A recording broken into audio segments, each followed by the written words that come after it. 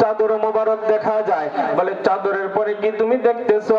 এবার ডাক দিয়ে বলতেছে আল্লাহর কসম করে বলি নবী গো, কালো চাদরের উপরে আবার একটা হাত মোবারক আমি দেখতে পাইতেছি। জোরে গান মারহাবা, আরো জোরে বলুন না মারহাবা। রহমতে আলম নবী নূরে মুজাসসাম, সাহাবীরা আতর বানায় ওই নবীজির ঘাম। বলুন সাহাবীরা আতর বানায় ওই নবীজির ঘাম। রহমতে আলম নবী নূরে মুজাসসাম, সাহাবীরা নূর নবীজির ঘাম। চিনো জানো মানো কেমন আমার নবীজি, যাহার পাগল চন্দ্র সূর্য তারকারাজি। জোরে বলুন মারহাবা, আর জোরে বলুন মারহাবা। চিনো জানো মানো কেমন আমার নবীজি, যাহার পাগল চন্দ্র সূর্য তারকারাজি। তোমরা আরো শুনবানি সুন্দর কাহিনী, জান্নাতের রোমে রোমে লেখা নবীর নাম। সাহাবীরা আতর বানায় ওই নবীজির ঘাম। বলেন রহমতে আলম নবী নূরে মুজাসসাম, সাহাবীরা নূর নবীজির ঘাম। ওসতনে হান্নানা একটা খেজুর গাছের নাম, যাকে ধরে খুতবা দিতেন রাসূল আকরাম। জোরে গান মারহাবা। ওসতনে হান্নানা একটা খেজুর গাছের নাম, যাকে ধরে খুতবা দিতেন রাসূল আকরাম। সে গাছ নবীর বিরহে কাঁদিতে রহে, হতবাক হইল যত সাহাবা একরাম ওই নবীজির ঘাম। জোরে গান মারহাবা, আরো জোরে গান মারহাবা। ওই নবীজির ঘাম মুবারক মিশক আম্বারের চাইতে বেশি সুগন্ধি। জোরে গান মারহাবা, আরো জোরে বলেন মারহাবা। নবীজির ঘাম মুবারক নেওয়ার জন্য ফেরেশতারা আপনার সাহাবীরা সিরিয়াল ধরে থাকতেন। জোরে গান আল্লাহু আকবার। আর আমাদের ঘামের গন্ধের কারণে আমাদের কাজ দিয়েও মানুষ যায় না। কথা কম ঠিক কিনা? যত বড় বাংলাদেশের মুফতি সাহেব হোক না কেন, এখন যদি বলে ভাই আমার ঘাম মুবারক তুমি একটু নাও গায়ে মাখো, মাখবেন? দরকার মাখবেন? তাহলে ওই নবীর সাথে তুলনা আমরা কেমনে করি? কেমনে করি? আচ্ছা বলেন তো দেখি, আমরা যে কালেমা পড়ি লা ইলাহা ইল্লাল্লাহু মুহাম্মাদুর রাসূলুল্লাহ, আমার নবীজির একটা কালেমা ছিল কি ছিল না? দরকার ছিল কি ছিল না?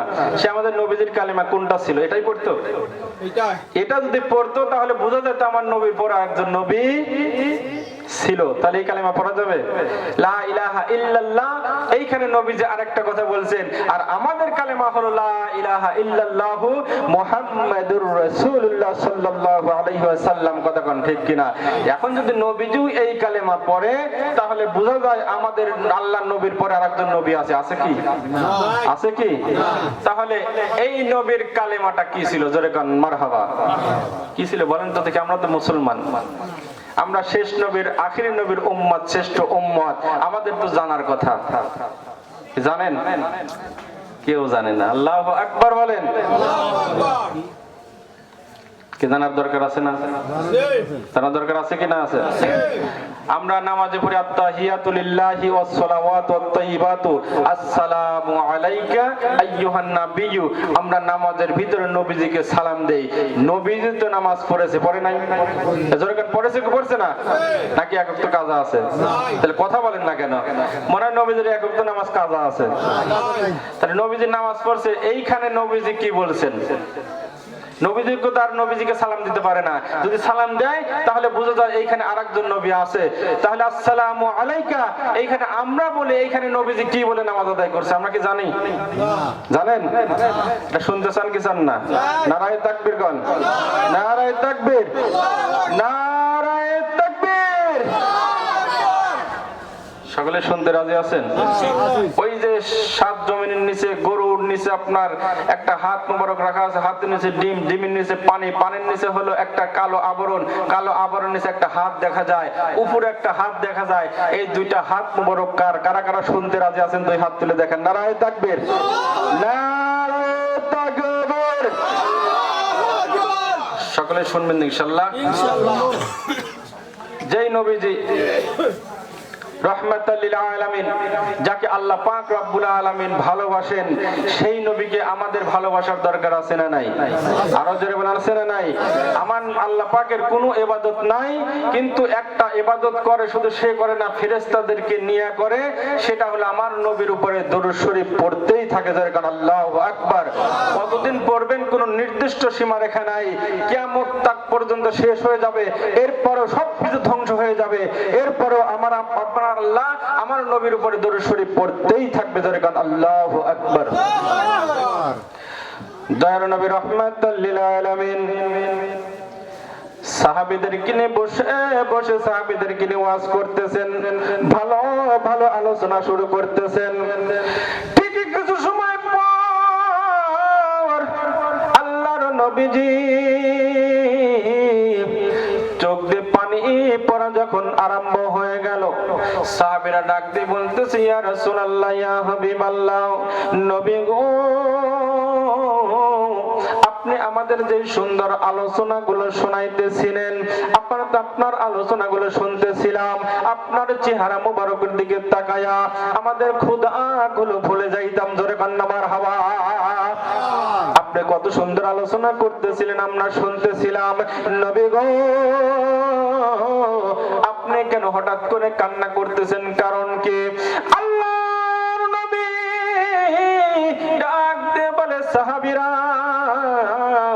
এইমাত্র আল্লাহ পাক রব্বুল আলামিন আমাকে ওহী দিল, আর ডাক দিয়ে বলতেছেন, মদিনার বুকে, মক্কার বুকে একজন আমর নামে একজন পালোয়ান আছে, কাবা শরীফের গিলাফ ধরে ডাক দিয়ে বলতেছেন, আল্লাহ গো, যত সময় পর্যন্ত আব্দুল্লাহর বেটা মুহাম্মাদের কল্লাটা কেটে আলাদা করে দিতে না পারবো, তত সময় পর্যন্ত এক গ্লাস পানিও পান করব না। জোরে কান্না নাউজুবিল্লাহ।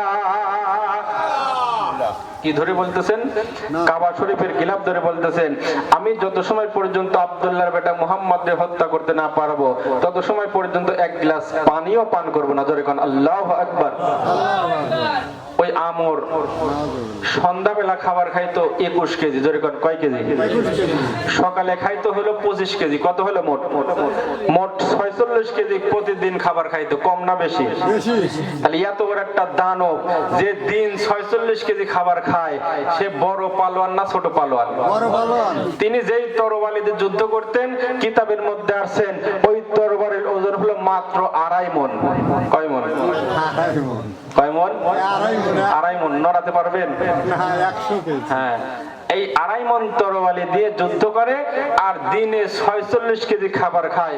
এত বড় একটা বীর পালোয়ান কাবা শরীফের গিলাফ ধরে বলতেছেন, আমি যত সময় পর্যন্ত আব্দুল্লাহর বেটা মুহাম্মাদকে হত্যা করতে না পারবো, তত সময় পর্যন্ত আমি এক গ্লাস পানিও পান করব না। জোরে কান নাউজুবিল্লাহ। আল্লাহর নবী ডাক দিয়ে বলতেছেন, সাহাবীরা রে,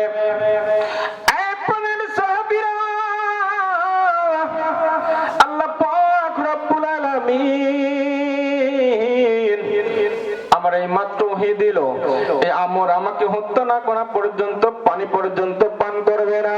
আরে সাহাবীরা, তোমাদের মধ্যে এমন কোন সাহাবী আছো ওই আমর এর সাথে যুদ্ধ করার জন্য একটু দাঁড়ায়া যাও। হযরত ওসমান ডাকতে বলে, নবী গো, আপনি চিন্তা করবেন না, ভাবনা করবেন না, আমি ওসমান বেঁচে থাকতে আপনার গায়ে একটা ফুলের টুকাও দিতে দেব না।